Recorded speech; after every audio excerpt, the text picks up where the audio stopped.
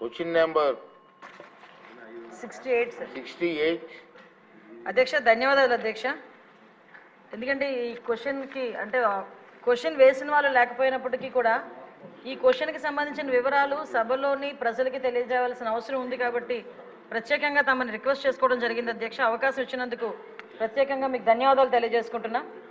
ఎందుకంటే పరిస్థితి ఏంటంటే ఇప్పుడు వైఎస్ఆర్సీపీ పార్టీ వాళ్ళు సానుభూతి పనుల మీద దాడులు జరుగుతున్న విషయం వాస్తవమేనా అని చెప్పి వాళ్ళే క్వశ్చన్ అడిగి ఈరోజు వాళ్ళే ఈ క్వశ్చన్కి సమాధానం తీసుకోవడానికి రాలేకపోవడం అన్నది చూస్తూ ఉంటే అక్కడే వాళ్ళ తాలూకా డొల్లతనం అనేది చాలా క్లియర్గా కనిపిస్తుంది అధ్యక్ష. ఎందుకంటే అధ్యక్ష ఉత్తరాంధ్రలోని ఒక సామెత ఉంటుంది అధ్యక్ష, అది ఇక్కడ చెప్పొచ్చో చెప్పకూడదో తెలియదు కానీ తప్పు అయితే క్షమించండి, తప్పు అయితే రికార్డులను తొలగించండి, తప్పు కాకపోతే మాత్రం ఉంచండి అధ్యక్ష.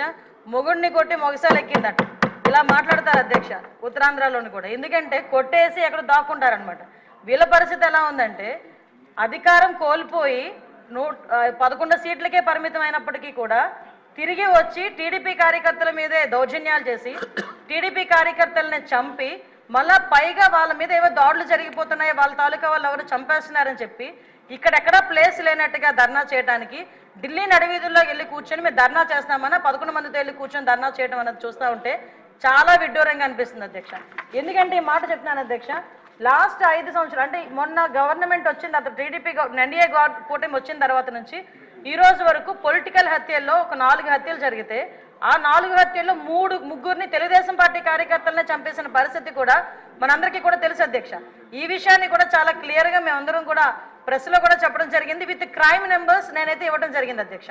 ఇవన్నీ పక్కన పెడితే ఇప్పటికీ కూడా చాలా మంది తెలుగుదేశం పార్టీ కార్యకర్తల మీద వైఎస్ఆర్సీపీ నాయకులు సోషల్ మీడియాలో దాడి చేస్తున్నారు, వ్యక్తిగతంగా దాడులు చేస్తున్నారు, వాళ్ళ ఆస్తుల మీద దాడులు చేస్తున్నారు.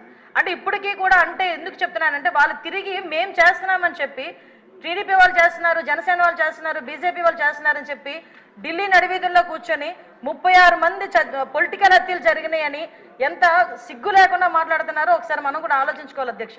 ఇది రాష్ట్ర ప్రతిష్టకి సంబంధించిన విషయం అధ్యక్ష.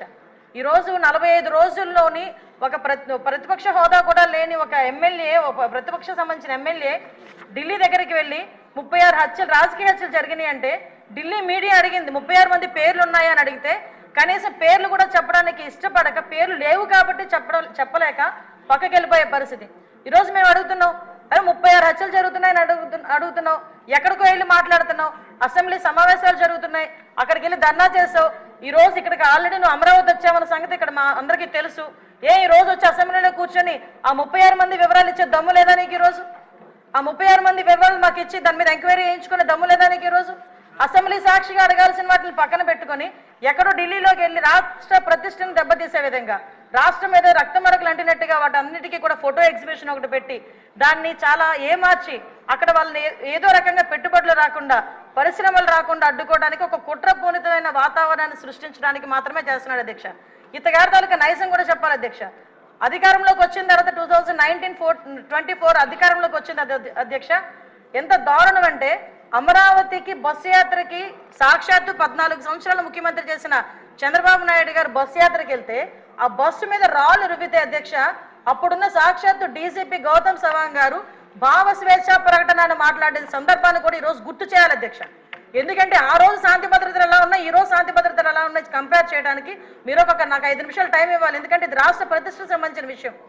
ఆ రోజు ఆత్మకూరులో ఒక ఊరిలోని ఒకరిని వెలివేస్తే ఒక గ్రూప్ ఆఫ్ పీపుల్ని వెలేస్తే వాళ్ళ దగ్గరికి వెళ్ళడానికి వెళ్తే సాక్షాత్తు ముఖ్యమంత్రి 14 సంవత్సరాలు ముఖ్యమంత్రి చేసిన వ్యక్తి ఇంటి దగ్గరికి వెళ్ళి ఆ గేట్లకి తాడులు కట్టారు అధ్యక్ష.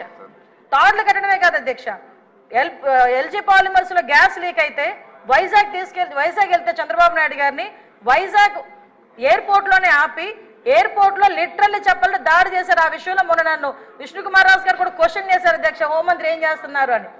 గుడ్లు విసరడానికి, అతని మీద టమోటాలు విసరడానికి, ఆఖరికి అక్కడి నుంచి కనీసం బయటికి రానివ్వకుండా కూడా చేసిన పరిస్థితి కూడా కనిపించింది అధ్యక్ష. వీళ్ళు ఈ రోజు శాంతి భద్రతల గురించి మాట్లాడుతున్నారు అధ్యక్ష. ఇదే పవన్ కళ్యాణ్ గారు ఆ రోజు మన అమరావతి రైతుల గురించి అక్కడికి పాదయాత్ర కింద వెళ్తే ముళ్ళ కంచెలు అడ్డుగా వేశారు అధ్యక్ష. ముళ్ళ కంచెలు దాటుకొని పక్కకు తీసుకొని వెళ్ళిన పరిస్థితి.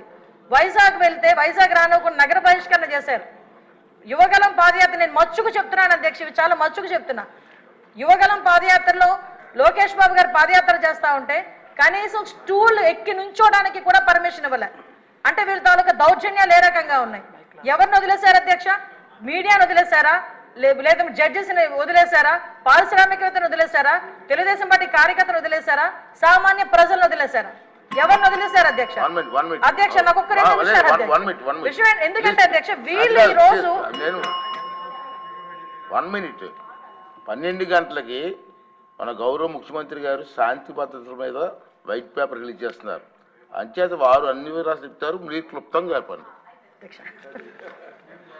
అంటే గుర్తు చేస్తున్నారు అధ్యక్ష. ఎందుకంటే ఈ విషయం ఏంటంటే వీళ్ళు మన నోటికి మరుపు ఎక్కువలా ఉంది అధ్యక్ష. మాట్లాడితే ఏ రోజు ఆ రోజే మాట్లాడుతుంటాడు జగన్మోహన్ రెడ్డి. అందుకే ఈ నెల రోజులు ఏం జరిగిందన్నది ఆలోచించుకుంటున్నాడు కానీ ఏం జరుగుతుందని ఊహించేసుకుంటున్నాడు తప్పించి 5 సంవత్సరాలు ఏం జరిగిందన్నది మర్చిపోయినట్టున్నాడు, చిప్లోంచి పోయింది. ఒకటి అధ్యక్ష, ఈ రోజు నేను ఎందుకు చెప్తున్నానంటే అధ్యక్ష, ఇన్ని చెప్పి నేను ఒకటే డిమాండ్ చేస్తున్నాను అధ్యక్ష, ఎక్కువ టైం కూడా తీసుకోను నేను.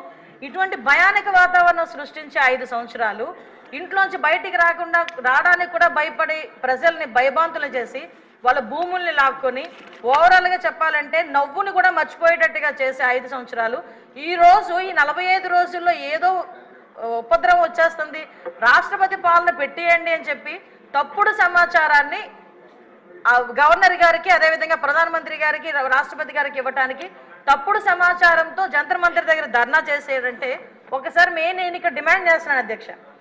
ఇందాక పయోల్ కేశవ్ గారు కూడా రిక్వెస్ట్ చేశారు, నేను రెడీగా ఉన్నా, హోంమంత్రి రెడీగా ఉన్నా చర్చించడానికి, మీరు రండి అని. నేను ఇన్వైట్ చేస్తున్నా మళ్ళా పులివెందుల ఎమ్మెల్యే గారిని, రెండు ఒకసారి మీరు ఎమ్మెల్యే కదా, అసెంబ్లీ సమావేశాలు జరుగుతున్నాయి కదా, 36 హత్యలు అని చెప్పారు కదా, ఒక హోంశాఖ మంత్రిగా నేను రిక్వెస్ట్ చేస్తున్నా మిమ్మల్ని రెండు ఒకసారి చర్చించుకుందాం. 36 మంది పేర్లు ఎవరైతే ఇవ్వండి, ఆ పేర్లు డీటెయిల్స్ ఇవ్వండి. ఆ డీటెయిల్స్ ఇస్తే నేను మా డిపార్ట్మెంట్ వాళ్ళకి పంపించుకొని వాళ్ళ మీద యాక్షన్ తీసుకుంటాం, ఫర్దర్గా జరగకుండా చూసుకునే కార్యాచరణ చేస్తాం. అలాగని తప్పుడు సమాచారం ఇచ్చినట్టు దానికి తేలితే మేము ఏ చర్యలు తీసుకున్నా కూడా మీరు కూడా యాక్సెప్ట్ చేయాలి. దానికి యాక్సెప్ట్ చేసే ఉద్దేశం ఉంటే డెఫినెట్గా మీరు మాకు చెప్పండి. అంటే ఈ రాష్ట్ర ప్రతిష్టను దెబ్బతినడానికి ఏదో రకంగా చంద్రబాబు నాయుడు గారి మీద, ఎన్డీఏ కూటమి మీద, పవన్ కళ్యాణ్ గారి మీద, లోకేష్ గారి మీద బురద చల్లడానికి మాట్లాడితే లోకేష్ బాబు గారి చేతిలో రెడ్ బుక్ ఉంది అంటారు. అరే రెడ్ బుక్ గురించి నీ కార్యకర్తలే పట్టించుకోవట్లేదు, నీకు మాత్రం నిద్ర రావట్లేనట్టుంది రెడ్ బుక్ గురించి ఆలోచించుకుంటా ఉంటే. విషయం ఏంటంటే ఆ రెడ్ బుక్ అనేది అవినీతి చేసిన వాళ్ళు, తప్పుడు పనులు చేసిన వాళ్ళ గురించి. ఈరోజు భుజాలు తడుముకుంటున్నారు, నాకు అర్థం కావట్లే. దయచేసి ఒకటే చెప్తున్నాను అధ్యక్ష, ఇటువంటి చవకబారు ఆరోపణలు గవర్నమెంట్ మీద చేసి చవకబారు ప్రశ్నలు వేసి రాష్ట్ర ప్రతిష్టను దెబ్బతీయకుండా ఉండే పరిస్థితి పులివెందుల ఎమ్మెల్యేకి రావాలని మనస్ఫూర్తిగా కోరుకుంటూ సెలవు తీసుకుంటున్నాను అధ్యక్ష. అందరికీ చెప్తండి, వచ్చిన అవరు సుదీర్ఘంగా సాగింది. మధ్యాహ్నం 12 గంటలకి మన సీఎం గారు శాంతి భద్రతలపై శ్వేతపత్రాన్ని రిలీజ్ చేస్తున్నారు. ఆ కారణంగా 0 అవర్కు క్యాన్సిల్ చేయడం జరిగింది. బిజినెస్ ఎక్కువ ఉండడం వల్ల ఈ నిర్ణయం తీసుకోవడం జరిగింది. ఈ సమావేశాన్ని